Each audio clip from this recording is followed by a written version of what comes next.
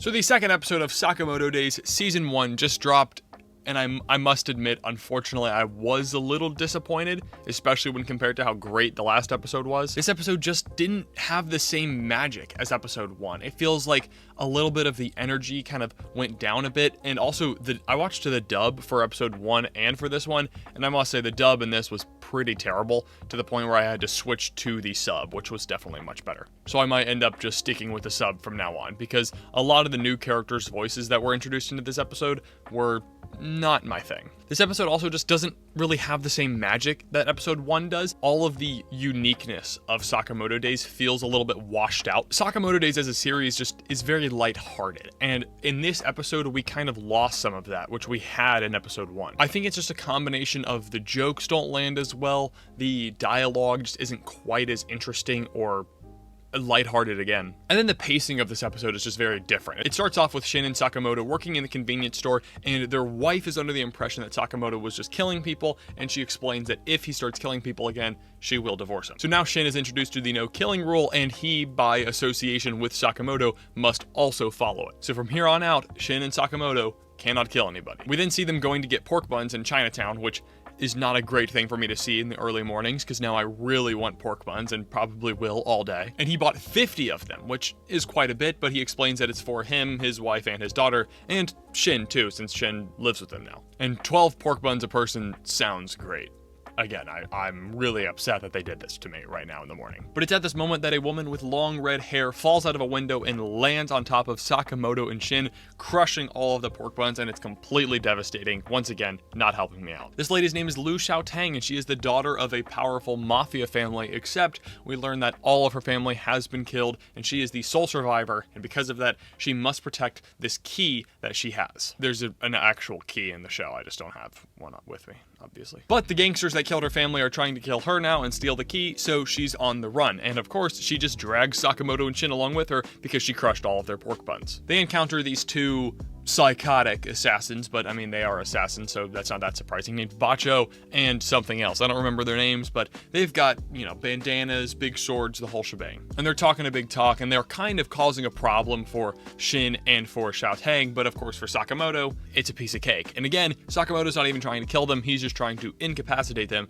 and then get away from them. Which, spoiler alert, is exactly what happens. Sakamoto, Shin, and Xiaotang go back to the gangsters that were trying to kill them, and then they bring the Bacho and the other dude, and they threaten to kill the other gangster and the boss dude, and he believes them because he has no idea their actual rules. So he just leaves, which allows Shin, Sakamoto, and Xiaotang to open the vault of Xiaotang's family that has been locked away because of her key. And inside is all these treasures, gold, suits of armor, valuable CDs and stuffed animals, just valuable things overall, not just like shiny stuff. And because Sakamoto made Xiaotang promise him that if they saved her, she would have to make them pork buns to make up for the fact that she crushed all of theirs. And really, that's all that happens in this episode. It feels very short. It just feels much less content heavy than last episode did. Except I will note there was one thing that I did leave out. That was a flashback to Sakamoto and his wife, Aoi.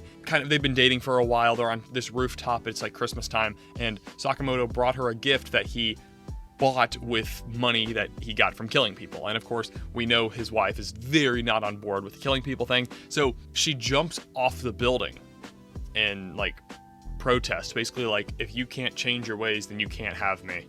So she just jumps off the building. And Sakamoto, of course, goes and saves her because he's, that guy, and he sprints down the building. But it's very odd to me that that was her next course of action, was just jumping off of a building. And thankfully there was snow at the bottom, but still, weird course of action. I don't know if that's exactly how it is in the manga or if that's something they just changed in the anime, because speaking of changes from the manga to the anime, there are quite a few in this episode. And by changes, I really just mean they left stuff out. Pretty much episode 1 of Sakamoto Days is chapter 1 of the manga, and then episode 2 is chapter 4. So we skipped chapters 2 and 3, which introduce a whole other mini story of there being a bus jacking that Sakamoto's wife is a part of. She's on this bus while it's getting held up by a robber, and then Sakamoto has to come save her. And in chapter 3, we get introduced to a whole other character named Nakase, who is a cop who Sakamoto's daughter really likes. And if I'm not mistaken, Nakase becomes a continuing character, so I don't really know why they left her out. maybe they'll go back and revisit that in episodes 3, 4, or 5, because I'm pretty sure that some of the stuff that happened there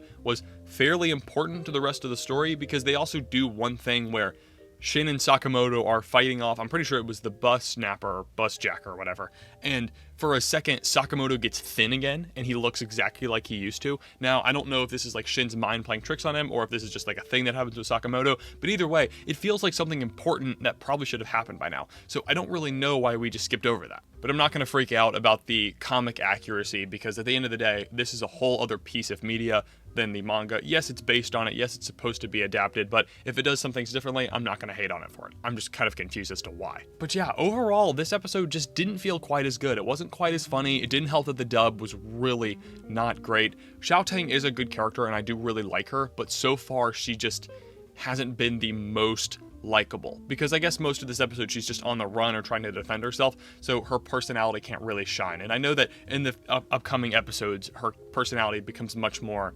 relaxed and she's a much more enjoyable character, so I'm looking forward to that. But yeah, in my opinion this episode just wasn't as good. If that's a hot take, please let me know down below in the comments if you really enjoyed this episode. I'm sorry to be semi-hating on it for one, but I hope you really enjoyed it, because I want everyone to enjoy a good show, so hopefully you had a better time than I did. But what I can't wait for, as always, is the next episode of Solo Leveling, which should be out right now for me, so I'm gonna watch that and then go make that video. Now, to be on a real note and not talk about Sakamoto Days and just talk to you like a person to person. TikTok has been my primary source of income for the past 9 to 10 months, and in the US it will probably be banned on the 19th, which for me right now is tomorrow. And there's good news and bad news in that. The bad news is I need money to live, and I will be missing out on a lot of that money. Thankfully, I have savings and a scholarship through my school, so I'll be okay for a little while. But hopefully YouTube money gets up and then the views get up, but I think they will, because I've been posting videos consistently. So just you watching all the way till the end of this video and hearing me talk right now helps me out so much. So truly thank you. And then the good news is I now can put in all of my efforts into YouTube and make YouTube a significantly better platform for me. The videos are going to be better. I don't know that there'll be more of them per se, but they'll definitely be better, higher quality, better editing, stuff like that. It's going to be fun. It's going to be great. So if you enjoy my content here on YouTube, just you wait. It's only going to get better. And remember, you're here now. You're here early. I'm at like 8,000 subs, which by the way, thank you so much for 8,000 subs. That's awesome. But it's only going to get more incredible. We're going to hit 100K. We're going to hit 1 million. Maybe, I don't know. We probably won't hit any more than 1 million. Anime channels don't tend to do super well, but hey, we'll see. We'll change the world. But thank you so much for tagging along with me at this stage in my career. It really does mean a lot, truly. So yeah, thank you so much for watching. Thank you for supporting me. It really means a lot. I love all of you. You are all amazing, and I know you can change the world, so go do it. Thank you for watching. Have a wonderful day, and I'll see you in the next one.